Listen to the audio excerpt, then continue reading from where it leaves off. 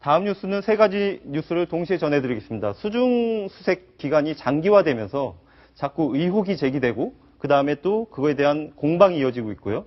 그리고 이 문제를 처리하는 감독기관들, 정부 부처들 간에도 서로 자신의 탓이 아니다라고 이렇게 변명하는 그런 류의 그 이야기들이 전해지고 있습니다. 그리고 25일이었죠. 그때 밤샘 농성을 했던 소식까지 함께 전해드리겠습니다. 지금 수중 수색 기간이 굉장히 장기화되고 있잖아요. 그런데 가장 사람들이 궁금해하는 것 중에 25일이었습니다. 당시 지난 25일 날 소조기 물의 흐름이 조류의 흐름이 가장 약해지는 그 시간이 어떻게 보면은 이 수색의 최적의 타이밍이다. 그래서 실종자 가족들도 그 25일 이전인 25일 전까지 다 수색을 마무리해달라 이렇게 요구를 했는데 사실 그때 성과가 미미했지 않습니까? 네, 그렇습니다. 그래서 혹시 구조팀이 수색 활동을 게을리한 거 아니냐 이런 의혹이 제기되고 있어요. 네, 그렇습니다. 제가 그 팽목항에 있을 당시의 상황이 되게 지금 딱 정확하게 말씀해 주셨는데 소조기가 이제 조류의 흐름이 약해져서 수중 수색을 펼치기에 정말 적당한 시기라고 이제 다들 언론에서도 얘기를 하고 현장에 계신 전문가들도 그런 말씀을 하시니까 실종자 가족분들도 되게 기대를 하고 있었습니다. 정확하게 따지면 지난주 화요일부터 목요일까지 22일부터 24일까지 이 3일의 기간이었는데 근데 제가 22일, 23일은 실종자들이 하루에만 해도 한 30여 구에서 40여 구 가까이 이렇게 발견이 되고 시신들이 인양되고 이랬는데 마지막 날인 24일에는 10여 구 정도밖에 발견이 되지 않았습니다. 실종자들이. 그러면서 그 팽목항에 있던 가족분들, 실종자 가족분들이 되게 이제 분노를 하기 시작한 거죠, 그때. 근데 사실상 이날이 그 소조기이기 때문에 더 많이 나올 거라고 생각을 했는데 나오지 못한 것을 보니까 앞에 제가 말씀을 드렸다시피 그 우연 쪽에서는 이제 사실상 23일까지는 우연 쪽에 있는 그 격실이나 객실에 대한 수중 수색이 다 완료됐고 그리고 사실상 소조기인 마지막 날인 24일에 우연에서 밑으로 내려가서 자연적으로 수색을 펼쳤는데 그렇다 보니까 그 소조기 조류의 흐름과 상관없이 그렇죠 실종자를 이게 구조해 내는 데 있어서 수색을 하는 데 있어서 조금 어려움이 있었던 것 같습니다. 그러니까 조류의 흐름과 상관없이 이미 그 다음부터는 수색 작업 자체가 고난이도로 이제 접어든 시점이 같이 맞물린 상황인 건. 그렇습니다. 김 기자, 그와 관련해서 저도 한 가지 궁금한 게 있는데 사고 초기 그 수습 과정부터 민간군 합동 구조팀을 운영하고 있지 않습니까? 그렇습니다. 근데 일부 민간 잠수사들이 합동 구조팀에서 민간 잠수부 투입을 막고 있다. 이런 얘기가 나오고 있는데요. 이건 어떤 내용입니까? 엄밀히 저희가 이제 표현을 할 때 민관군 합동조사단, 합동구조단 이런 표현을 쓰는데 여기서 이제 민이라고 하는 것은 이제 민간 자원 그 잠수부들이 아닌 거기에 현재 있는 저희가 보면 그 언딘이라는 구조업체를 이제 뜻하는 거고요. 그리고 관이라고 하는 것은 이제 해경, 그리고 군은 해군을 뜻하는 건데 실제 민간 자원봉사자들이 그 수중 수색 활동에 참여하지 못하고 있다라고 하는 것은 자원봉사자들을 말하는 겁니다. 이제 현장에 나가 있는 자원봉사자들이 제가 팽목항에 있을 당시만 해도 30개가 넘는 그 협회나 단체에서 자기네들이 이 안타까운 사정을 보고 와서 도와주겠다라고 오셨는데 수백 명의 사람들이 있습니다. 근데 그 사람들을 그 모두가 수중 수색 활동을 펼칠 수 있는 게 아니거든요. 왜냐하면 그 작업을 할 수 있는 시간이 우리가 그 정조 시간이라고 하는데 그렇죠. 조류의 흐름이 약해지는 그 시간대가 하루에 4번 정도밖에 없고 그러니까 4번에서 하루에 4시간 정도 있는데 그동안에 들어가서 투입할 수 있는 사람이 많아봤자 한 뭐 수십여 명 정도인데 그 우리가 전문적으로 훈련을 받은 해군이나 해경 뭐 그리고 민간 업체, 전문 업체 이런 분들을 제외하고 자원봉사자분들은 사실상 저희가 좀 엄밀히 말하면 실력이 검증이 되지 않은 분들이 많고 자기는 들어가서 잘할 수 있다라고 하지만 그게 군이나 전문가들 입장에서 보면 조금 믿음이 덜 가는 거죠. 그렇다 보니까 배제가 될 수 있는 거고 그중에서도 선택된 분들만 들어가다 보니까 나는 왜 못 들어가게 하냐. 그러면서 이제 그런 얘기들이 나오기 시작한 거죠. 자, 좀 정리를 해보겠습니다. 네, 저희가 알기로는 민관군 합동구조팀이기 때문에 자원봉사를 하러 내려온 그런 민간 잠수사들 당연히 이 민 쪽에 포함됐을 거라고 추정을 하고 있었습니다. 근데 이쪽에 있는 사람은 사실은 그런 잠수부들까지 다 포함한 건 아니고 청해진 해운과 계약을 맺은 민간 구조단체인 그렇죠. 거죠. 예, 그렇습니다. 그리고 관은 119 순환구조대라든지 예. 해경의 잠수사들, 예. 그리고 군은 해군이나 SSU 뭐 그런 그 잠수사들이었는데 예. 방금 말씀하신 그 불만을 제기하는 의혹을 제기하는 쪽의 그 민간 잠수사들 중에 일부겠죠. 그렇죠. 그 일부가 사실은 이 민에 속해 있는 게 아니라 이 민간군 합동구조팀에 속해 있지 않은 자원봉사자들이라는 말씀인 거죠. 그렇죠, 그렇습니다. 예. 근데 이 자원봉사자들이라고 해서 참여 다 못한 건 아니지 않습니까? 그렇죠, 그렇습니다. 그 앞서도 말씀드렸다시피 수백 명의 그 자원봉사자들이 있는데 그 중에서 실력이 검증되고 예. 어느 정도 실력이 있다, 어느 정도 노하우가 있다라는 분 열 몇 분은 오늘도 어제도 12명이 들어갔다고 하거든요. 계속해서 참여를 하고 있는데 그 외 나머지 분들이 이제 참여를 못 하고 있으니까 그런 목소리들이 이제 나오고 있는 겁니다. 또 하나 의혹의 중심에 있는 게 다이빙벨이라는 그런 그 순환 구조하는 장비가 있는데 네. 이 다이빙벨을 갖다가 수중 속에 집어넣으면 잠수사들이 더 오랜 기간 수중에 머물면서 수색 활동을 할 수가 있는데 왜 못하게 하느냐. 그동안 끊임없이 그런 문제 제기가 있었지 않습니까? 네, 그렇습니다. 근데 어저께 시도를 했다가 또 포기했다라는 얘기를 또 들었어요. 네. 어떤 장비이고 왜 포기를 한 건지 그걸 좀 정리를 해 주시죠. 이게 다이빙 벨이라는 게 제가 현장에서도 직접 목격을 했는데 되게 저희가 이렇게 좀 언론이나 뭐 이런 데서 소식을 전할 때는 되게 어마어마한 첨단 장비가 갖춰져 있고 그런 것 같은데 단순히 보면 그냥 철로 만든 종처럼 생긴 잠수를 하는데 도와주는 저런 시설입니다. 네. 수중에서 내려간 일종의 엘리베이터 같다라는 이야기도 하던데요. 그렇죠. 근데 엘리베이터의 역할보다는 수중에서 쉼터의 역할을 할 수 있는 거죠. 머무를 수 있는 공간인 거죠. 예. 잠수부들이 사실상 저런 게 없이는 밑에서 길게 작업을 해봤자 30분 정도고요. 수심에 따라서 다르긴 하지만. 그런데 저 다이빙 벨이 있을 경우에는 저기 안에 들어가서 잠시 쉴 수 있고 그리고 거기서 공기를 또 이제 주입받을 수 있으니까 한 번에 들어가서 장시간 동안 활동을 할 수 있다는 겁니다. 그게 이제 다이빙 벨을 도입해야 된다라는 사람 측의 이제 주장인데요. 자, 이게 다이빙 벨 좀 더 이렇게 크게 봤는데요. 그러니까 잠수사들이 이쪽에 배가 있다면 이 배에서 수색 활동을 합니다. 그러다가 지치거나 그러면 이쪽으로 이제 들어와서 올라가면 이쪽에 일종의 에어포켓이라고 하는 공기가 있는 층이 생기는 거죠. 그렇죠. 여기에서 쉴 수 있다라는 얘기인데 실제로 그렇습니까?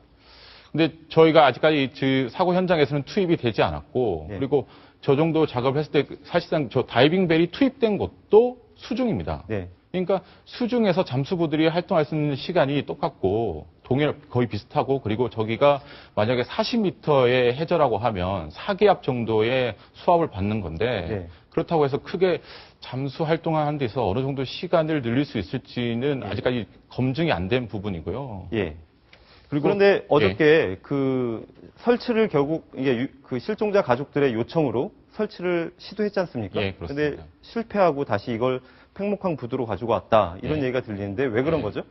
이게 실종자 가족분들이 다이빙 벨을 설치해서 빨리 더 구조 활동을 수색 활동을 좀 더 자유롭게 펼칠 수 있게끔 해달라라고 이제 해경과 해군 측에 요청을 해서 전격적으로 결정이 됐죠. 다이빙 벨 투입이.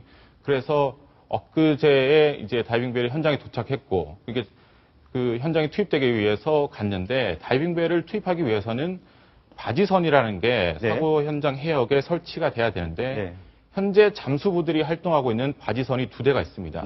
그 근처에 다이빙 벨을 설치하기 위한 바지선을 이렇게 설치를 해야 되는데 그걸 설치하다 보면 또 기존에 있던 바지선과 겹치는 문제가 생길 수 있고 그렇다 보면 또 현재 활동 중인 잠수부들의 활동에 지장을 줄 수 있는 문제들이 있었거든요. 그런 부분들이 우려가 됐고 또 사실 어제는 그 다이빙 벨이 있는 바지선을 설치하기 위한 그 날씨가 좋지 않았기 때문에 우선 현장에서 이제 철수를 하고 날씨가 좀 더 좋아진 다음 주 월요일 정도 되면 이번 주 월요일 정도 되면 그렇게 할 수 있을 것이라고 이제 보는 거죠. 저희가 그래픽을 하나 준비했는데 사실은 다이빙벨을 설치하냐 마냐를 놓고 현장에서 많은 혼란이 있었습니다. 근데 그 아까 안전성의 문제를 지적을 해주셨는데 이 그림을 보고 왜 안전성의 문제가 되는지에 대해서 한번 정리를 해주시죠. 네, 지금 바지선이 이제 현장에 2대가 있거든요. 사고 해역에 보면 2군데가 있죠. 예, 그렇습니다. 그 바지선을 고정하기 위해서 밑에 이제 다시 이제 4군데가 내려와 있고요. 그리고 바지선에서 그 선체까지 잠수부들이 타고 내려갈 수 있는 이른바 가이드라인이라고 하는 인도선이 요 지금 저희가 검게 표시되어 있는 인도선 있죠. 그러니까 그쵸. 이 바지선에서 잠수부들이 이 선을 타고 안전하게 배까지 접근을 할 수가 있는 거죠. 그렇습니다. 예. 네. 저게 현재 6군데가 설치가 되어 있는 네. 건데요. 그 바지선에서 잠수부들이 내려와서 있는데 그 수중에서 수상 위에서 이제 잠수부들에게 바로 이제 공기를 투입해주는 표면 투입 방식의 잠수 형식을 하다 보면 그 줄들이 저 인도선하고 겹칠 수가 있는 겁니다. 조류를 통해서. 잠깐만. 저희가 생각하기에는 잠수부들은 전부 다 산소통을 뒤에 메고 들어가서 수색을 하는 줄만 알았는데 그게 아니라 그런 잠수부들도 이렇게 있는 거고 이 인도선을 타고 내려와서 공기 주입선을 가지고 내려오는 잠수선도 있다는 말씀이 그렇습니다. 원래 초반부에는 산소통, 일반 저희가 생각하는 스쿠버 장비 같은 그런 산소통만 가지고 하는 잠수부 활동이 이제 주였는데 작업의 난이도가 높아지고 선체 내 수색이 이제 본격화되다 보니까 표면에서 공기를 주입해 주는 공기줄을 통해서 입에 물고 잠수부들이 내려오는 겁니다. 그러다 보니까 그 공기줄이 되게 이제 한 100m 정도 되는 건데요. 그게 조류에 따라서 휩쓸리고 이게 이렇게 U자 형태로 벌어지게 되면 이쪽 맹골 수도가 우리나라에서 두 번째로 조류의 흐름이 가장 빠른 그런 지역이다 보니까 이 가지고 내려오는 이 공기 주입선이 조류에 밀려가지고 U자 형태로 이렇게 늘어지게 되는 거군요. 그렇죠. 그러면 이제 바지선에 있던 그 다시나 아니면 인도선 있잖아요. 가이드라인과 겹치게 되면 그게 또 이제 굉장히 잠수부들 활동에 안전에 위협이 될 수 있다. 이런 말씀이시죠. 자, 자세한 설명 감사드리고요. 이 다이빙배를 포함해서 여러 가지 의혹과 논란이 일어나면서 현장도 굉장히 큰 혼란을 겪고 있습니다. 지금 그 혼란에 어떤 혼란들이 벌어지고 있는지 그 류병수 기자가 취재했습니다. 실종자 가족들은 절실하다 못해 애가 끓습니다. 아직까지는 오늘 나온 거 시신을 보니까 그런 대로 괜찮아요. 그러면 어느 시점에 가서는 정말 형사를 못 잡을 수 있는 얼굴이 된다든가. 이미 다 죽었어. 3번, 4번, 5번, 10번 죽일 거요. 하지만 정부의 대응은 여전히 갈팡질팡입니다. 실종자 가족과 일부 구조장비 업체 등의 요구로 사고 해역에 투입된 해난 구조장비 다이빙벨 사례가 대표적입니다. 이 다이빙벨 투입 여부는 우리 현장에서 작업의 효율성을 가장 큰 기준으로 두고 또 가족분들의 의사를 존중을 해서 현장에서 판단을 하는 것으로 그렇게 알고 있습니다. 하지만 다이빙벨을 실제 작업에 활용은 못하고 설치와 철수만 반복하면서 효율성 논란이 이어지고 있습니다. 또 사실관계가 확인되지 않은 SNS의 글 등 일방적인 주장 때문에 구조작업이 비효율적으로 진행되기도 했습니다. 예를 들어 SNS에서 탑승자가 몰려있는 곳으로 지목한 3층 식탁칸을 먼저 수색했지만 수습한 시신은 단 7구였고 뒤늦게 수색한 선수 쪽에서 발견한 시신은 30구가 넘었습니다. 민간 잠수사들의 구조작업 투입 문제도 계속 논란입니다. 온다고 해서 다시 보낼 수 없습니다. 그 사람들이 들어가면 그 사람들을 치닥거리하기가 바빠집니다. 초기 대응 실패로 신뢰를 잃은 정부가 비정상적 여론몰이에 휘둘리면서 실종자 구조 작업이 더 늦어지고 있습니다. 채널A 뉴스 유병수입니다. 방금 보신 대로 현장도 굉장히 혼란을 겪고 있는데 저런 의혹을 제기하는 것은 잠시 접어두고 지금은 실종자 구조 그리고 수색에 총력을 기울여야 하는 때가 아닌가 싶습니다. 이번 사고의 원인 중에 또 하나가 평형수 부족이 이렇게 지목되고 있는데 평형수는 어떤 거고 왜 그게 이번에 문제가 되고 있는지 정리를 좀 해주시죠. 평형수라는 게 이제 배의 균형을 맞추기 위해서 배 밑바닥에 들어가는 이제 바닷물을 이야기하는 건데요. 일부러 배 안에 물을 채우는 거죠. 그렇죠, 그렇습니다. 배가 바닷물 파도에 의해서 휘청휘청 거리다 보면 평형수가 배의 균형을 잡아주는 역할을 하는 거죠. 그런데 세월호 같은 경우에는 그 알려진 대로라면 적재 화물량이 원래 규정에 나와 있는 것보다 3배 이상의 화물을 싣고 가고 있는 중이었습니다. 그런데 선박에 탑재할 수 있는 무게는 딱 정해져 있거든요. 그런데 그 평형수도 무게가 포함이 되고 선박에 들어가 있는 그 적재 화물량도 그 포함이 되다 보니까 화물의 3배를 적재를 하다 보니까 그만큼 평형수의 그 양을 줄여야 됐던 겁니다. 그렇다 보니까 여기서 평형수 무게가 적다 보니까 나중에 배가 이렇게 변침을 할 때 예. 배가 이게 무게를 중심을 잡는데 뒤뚱뒤뚱거린 거죠. 그렇죠. 어려움이 있었던 게 아닌가 그런 이제 주장들이 나오고 있는 거죠. 김민창 기자 현장에서 취재를 했는데 네. 그제였죠. 그 실종자 가족들이 예. 이제 수색 작업이 더뎌지면서 굉장히 이제 분노했지 않습니까? 진도군청에 범정부 사고대책본부가 있는데 네. 그 사고대책본부를 항의 방문한 데 이어서 그 다음에 팽목항에서는 이주영 해양수산부 장관을 둘러싸고 농성하는 일까지 벌어졌지 않습니까? 네, 그렇습니다. 근데 마침 25일이었습니다. 예. 그게 왜 그날 그런 그 분노가 이렇게 터트려져 나오게 됐는지 그걸 예. 좀 설명을 해 주시죠. 앞서 이제 제가 계속해서 말씀드렸던 네. 그 어느 정도 수색 활동이 얼마만큼 어려워졌냐라는 네. 얘기와 이제 조금 이렇게 격을 같이 하는 건데요. 이게 정확히 말씀드리면 25일이 아니고 24일. 24일이었군요. 예, 소조기가 끝나는 24일이었는데 실종자 가족들 입장에서는 빨리 이렇게 수색을 해야 되는데 24일에 생각했던 것만큼 실종자 수색의 그 어떤 인양되는 숫자가 되게 저조했던 겁니다. 날씨는 좋은데 시신은 그만큼 기대 수치에 못 미치고 그렇죠. 그러니까 그렇습니다. 속이 타들어갔던 거군요. 그렇죠. 그래서 참아왔던 분노가 사실상 폭발을 한 건데요. 그래서 이주영 해양수산부 장관과 김석균 해양경찰청장을 저녁 5시부터 그 다음날 새벽 1시 반까지 예.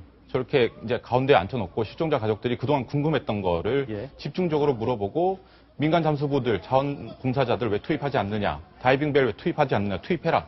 지금 당장 결정해라. 뭐 이런 요구들을 했던 거죠. 저도 그 영상을 봤는데 지금 방금 나오고 있는데요. 저기 김석균 해양경찰청장 그리고 해양경찰청 차장 그리고 네. 이주영 장관의 모습까지 보입니다. 저기서 뭐 하고 있는 겁니까? 앞서 말씀드린 대로 그동안 오늘 왜 이렇게 수색 작업이 더뎌졌냐. 네. 오늘 어떤 수색 활동이 벌어졌냐. 상세히 설명을 해라 우리들에게. 그런 얘기들을 하고 있는 거고요. 그리고 현장에서 실제로 무전기를 가지고 그쵸. 사고 현장과 직접 교신을 하기도 했다죠? 예, 그렇습니다. 이제 해양경찰청 차장이 사실상 들고 있는 무전기가 사고 해역에서 지금 어떻게 수색 활동이 벌어져 있고 잠수부가 몇 명이 현장에 투입됐다라는 얘기들이 전해져 온 건데 그것을 이제 마이크를 갖다 대고 스피커를 통해서 실종자 가족들이 다 들을 수 있게끔 이제 그런 일도 있었습니다. 구조 현장에서 제기되고 있는 의혹과 진실 그리고 사고 원인을 책임을 둘러싼 공방까지 들어봤습니다. 여기서 정리를 하겠고요.